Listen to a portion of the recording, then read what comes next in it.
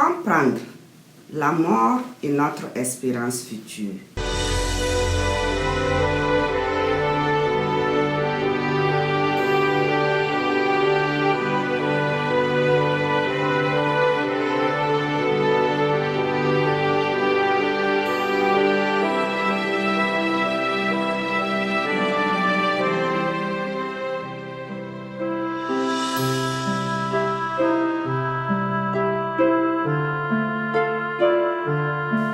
Bienvenue à votre émission. Notre étude d'aujourd'hui a pour thème le feu de l'enfer. La question du jour, y a-t-il des âmes au purgatoire? Une dame venait de perdre son enfant unique sur lequel elle comptait pour la soutenir dans sa vieillesse. Elle restait inconsolable et pleurait jour et nuit au point qu'elle était menacée de perdre la vue. Pour ajouter à son désespoir, dans un rêve, elle vit une troupe de jeunes gens magnifiquement parés marchant le long d'une route. Elle y chercha son fils et finit par le voir très en arrière, visiblement fatigué sous le poids de ses vêtements trempés d'eau. Intriguée et inquiète, elle cria à son fils dans le rêve. « Pourquoi donc restes-tu ainsi loin de cette troupe brillante ?»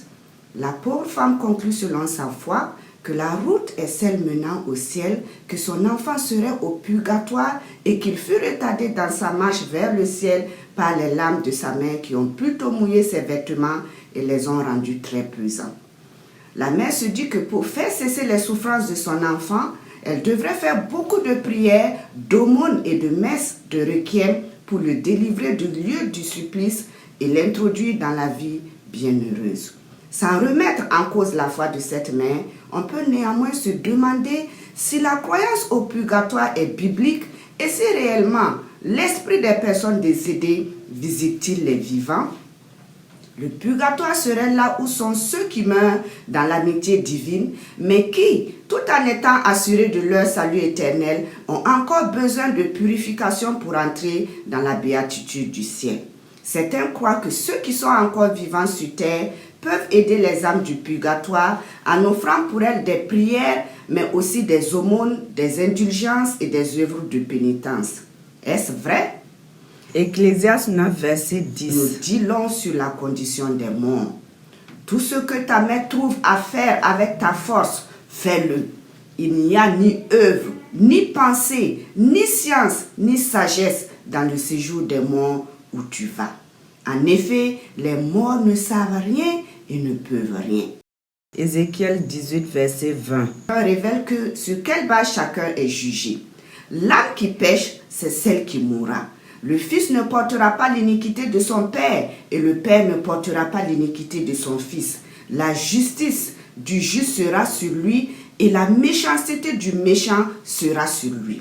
1 Timothée 2, verset 5 nous rappelle qui peut vraiment intercéder pour nous. Car il y a un seul Dieu et un seul médiateur entre Dieu et les hommes, Jésus-Christ homme. Jésus ne peut toutefois intercéder en notre faveur que si nous l'acceptons aujourd'hui pendant que nous sommes encore vivants. Enfin, Hébreux 9, verset 7 nous prévient que nous n'avons que cette vie présente pour choisir le camp de Dieu. Il est réservé aux hommes de mourir une seule fois, après quoi vient le jugement. Ces versets démontrent clairement que les morts restent inconscients jusqu'au jugement dernier. Après la mort, il n'y a aucune autre chance de se repentir. La justice d'un être humain ne peut être transférée à un autre. Seul Jésus est notre médiateur et nous attendons son retour pour le jugement final. L'idée d'un purgatoire où le périple de ceux qui y sont serait facilité par les prières des vivants, aumônes et messes de requiem serait injuste vis-à-vis de ceux qui n'ont personne pour faire ces béatitudes en leur faveur.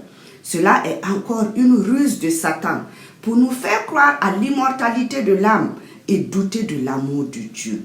Si cette théorie était vraie, ne refute-t-elle pas la vérité de la résurrection? En effet, comment justifier la résurrection si les âmes jouissent déjà de leur récompense éternelle dès leur mort? Chers amis, le Seigneur Jésus nous dit dans Jean 11, 25, « Je suis la résurrection et la vie. Celui qui croit en moi vivra, quand même il serait mort. » La vie éternelle n'est accordée qu'en Jésus-Christ, qui nous l'a garanti présentement, mais dont on ne jouira pleinement qu'après la résurrection finale des justes. Nous sommes soit totalement sauvés, soit totalement perdus. Il n'y a pas de juste milieu. Nous pouvons soit choisir la vie éternelle, soit subir la destruction finale des méchants et de leur père, le diable. Mon ami, ma soeur, mon frère, quel choix fais-tu? Moi, je choisis la vie éternelle. Seigneur notre Père, alors que tu nous enseignes aujourd'hui sur l'état des morts, je prie que ton Saint-Esprit nous éclaire sur ce sujet et qu'il nous aide à ne pas nous laisser distraire par les ruses du diable. Aide-nous à fixer dès maintenant notre regard sur Jésus, qui est notre résurrection et notre vie. En son nom, nous t'avons prié. Amen.